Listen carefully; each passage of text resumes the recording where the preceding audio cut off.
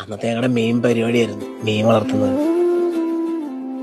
ആദ്യം എവിടുന്നെങ്കിലൊക്കെ ഒരു കാര്യം മിഠായി കുപ്പി ഒപ്പിക്കും, അല്ലെങ്കിൽ ഹോർലിക്സിന്റെ കുപ്പി.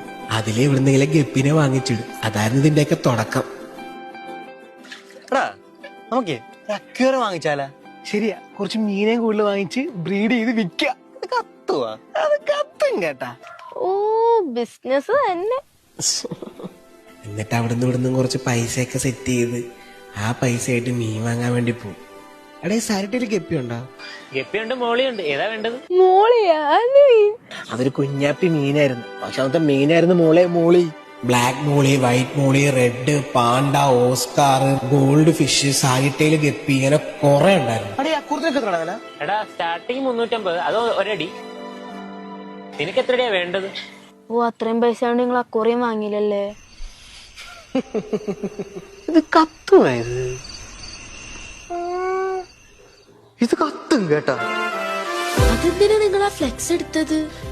ഫിഷ് ടാങ്ക് കെട്ടാൻ വേണ്ടിയിട്ട്. അവിടുന്ന് നിന്നും കുറച്ച് ഇഷ്ടിയൊക്കെ പെറുക്കി 4 സൈഡും വെച്ച് കെട്ടും. അതിലോട്ട് ഫ്ലെക്സ് വിരിക്കും. പിന്നെ വെള്ളം ഒഴിച്ച് അതിൽ കുറച്ച് പെബിൾ സ്റ്റോണും ഇട്ട് ഓക്സിജൻ ബാരും ഇടും. പിന്നെ ആ മീനെ അങ്ങോട്ട് ഇടും. അതിലാ മീൻ ഓടിക്കളിക്കുന്നത് കാണുമ്പോൾ കിട്ടുന്ന സന്തോഷം ഉണ്ടല്ലോ, എൻ്റെ അമ്മോ, അത് പറഞ്ഞറിയിക്കാൻ പറ്റത്തില്ല. അടിപൊളിയായിരുന്നു. ശരിക്കും മിസ് ചെയ്യുന്നുണ്ട്. അന്നത്തെ കാര്യമൊക്കെ ആലോചിക്കുമ്പോൾ ഉറക്കം വളരണ്ടായിരുന്നു. പണ്ടൊക്കെ നല്ല രസമായിരുന്നല്ലേ?